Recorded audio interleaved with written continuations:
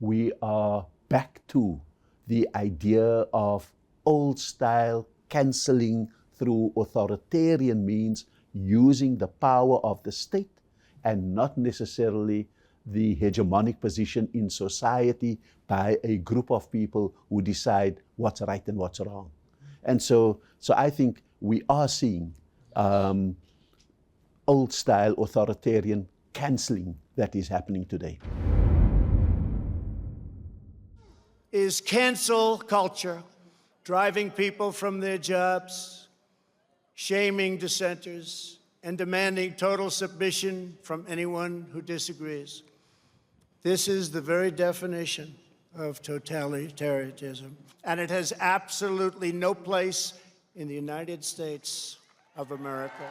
That was President Donald Trump in a 2020 speech condemning progressive calls for accountability. Yet under his administration, and now in his second term, some critics say the U.S. has institutionalized its form of geopolitical cancellation. I sit down to unpack all this with Ambassador Ebrahim Rasool, whose expulsion as South Africa's ambassador to the U.S. provides a concrete case study of these broader dynamics.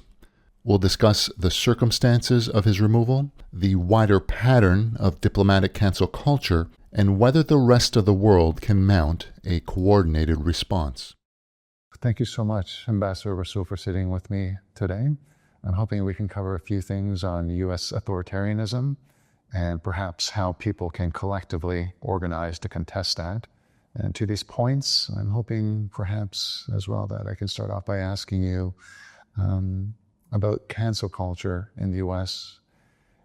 In recent memory, typically it referred to compromising or delegitimizing one's reputation online, but it seems now with Trump, he's trying to introduce a new kind, if you will, of cancel culture that involves various forms of state repression, whether that's visa revocations or sanctioning of judges. And I'm wondering if you can speak to how we got here and whether this even forebodes something of a supremacist order that he might be trying to implement as well. It is very ironic that we are seeing very overt authoritarian forms, old-style cancel culture, where an ambassador is declared persona non grata, where there are abductions that take place in daylight of people who led Palestinian solidarity protests, where people are placed on buses and deported on planes and taken to Venezuelan prisons, where you're actually having people humiliated in public and so forth. Because, you see, the form has become old style repression, whereas ostensibly the MAGA movement emerged to contest the cancel culture of the left. Wokeism. If you don't say all the letters of LGBTQI+, you get cancelled by the left. If you are insensitive to certain identities and you use the wrong pronouns, you're cancelled. And so wokeism was the target of MAGA, but it's not that cancelling is the issue. It is who has the right to cancel and what means of cancelling is being used. And so I think we are back to the idea of old-style cancelling through authoritarian means, using the power of the state and not necessarily the hegemonic position in society by a group of people who decide what's right and what's wrong. And so I think we are seeing old-style authoritarian cancelling that is happening today. Seems that it's happening primarily from the state level at this time. And I'm wondering if you could speak to what appears to be a double standard. On the one hand, the U.S. is always condemning what he calls authoritarian regimes. Yet at the same time, just recalling my last point, it's revoking visas, for example, Miko Peled, as well as sanctioning ICC judges for wanting to hold Israel accountable. So how do we make sense of a double standard like that? So the US has a built-in mechanism in its governance system. It is called US exceptionalism. It's a fancy word for saying that the United States reserves for itself the right to be hypocritical. And so for decades, with the oil booms, the United States gave the Muslim world a triple bypass. It allowed for non-human rights cultures, non-freedom, non-democracy forms of government, because the resources of the Middle East was more important than the human rights culture of the Middle East. The United States reserved for itself the right to overthrow governments through coup d'etats, which only 30 years later you see the extent of the hand in it after the coup has been made.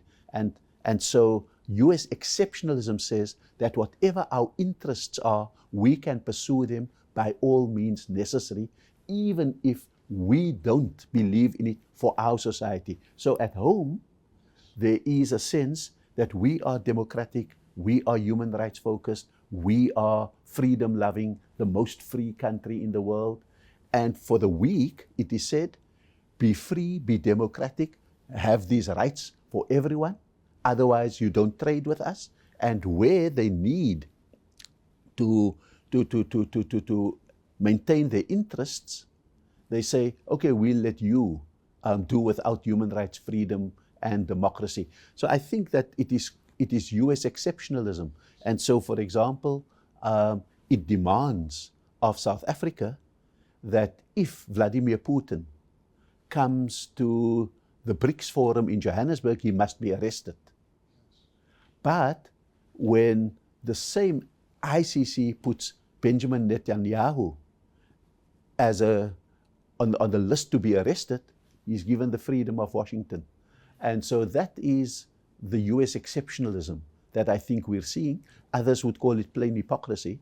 And I would say that is when you get wrong the balance between the values you cherish at home and the interests you pursue overseas.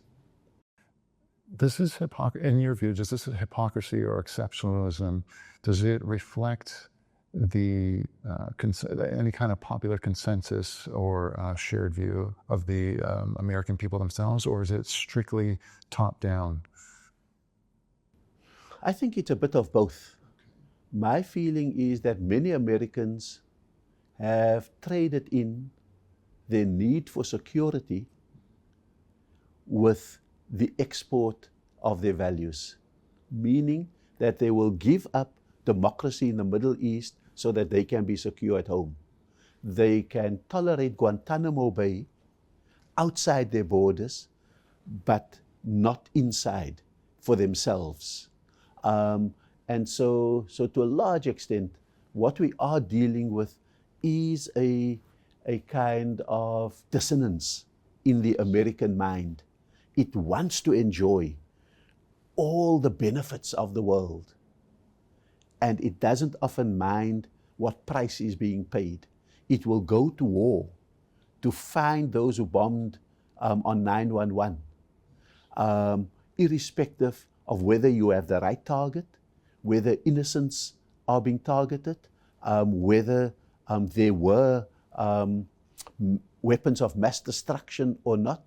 That mind, the American mind, can accommodate two realities: the one that they aspire to, and that the one that they need for their own well-being and their own security.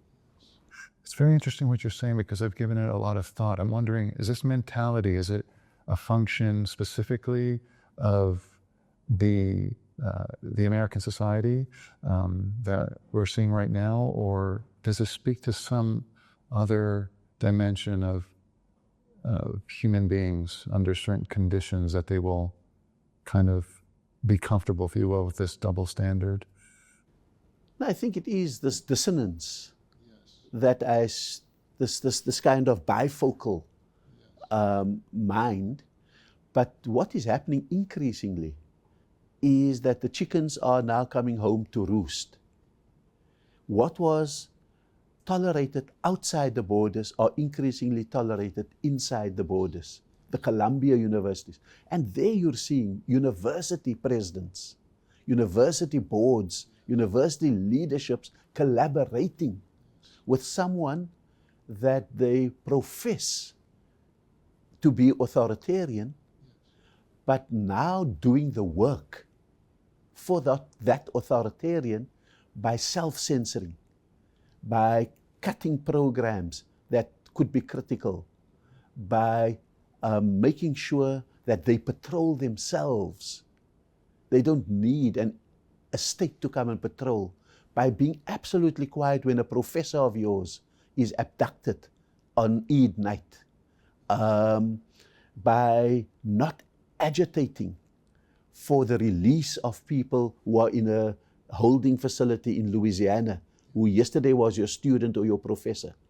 And so I think that increasingly what was tolerated abroad is being tolerated at home. Yes, that's a very good point. As you probably know, there's currently in the UK a action on the part of a firm there, Riverside Law, to challenge the UK government's designation of Hamas as a terrorist entity. And I'm wondering if they're successful, whether you see there being any hope or likelihood for people in the UK, but in the West more broadly, including, of course, Trump's America, to collectivize, to contest these sort of oppressive elites? I think that potential for people to collectivize, to be activated, to be mobilized, to stand up for what is right, that's at the heart of the attack on South Africa. Because South Africa's ability to mobilize people morally was historical in the West. We had the largest anti-apartheid movements in which millions of people didn't eat our fruit during apartheid. Millions of dock workers and other workers didn't offload our goods, refused to handle. The US public overturned even Ronald Reagan's veto of the Comprehensive Anti-Apartheid Act. That was the historical power of South Africa. That was lost when South Africa fell into state capture, but that was regained when even young Jews who said, I don't any longer have a grandfather who was in Auschwitz, and therefore I can't tolerate this genocide in my name as a Jew. Young Jews started standing up. The Arab streets stood up against the Arab palace. The campuses in the US and Europe stood up against Downing Street, the White House, and the Reichstag in Germany. And so South Africa's ability to animate the world, that your values are more important than your interest, that your ability to sacrifice is absolutely critical to the well-being of the world, that's the frightening thing. That's why South Africa has been focused on for punishment.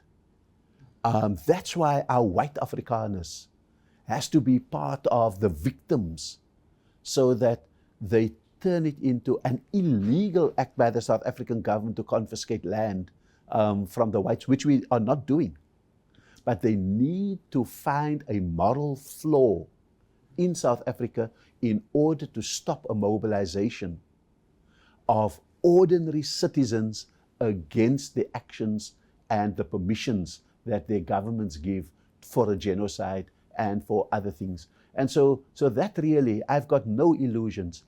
That's the heart of the punishment that South Africa is meting out. Its ability to capture the moral imagination of the world and to get people to muster their better angels and to not be passive in the face of growing threats to freedom, democracy, and human rights. Absolutely.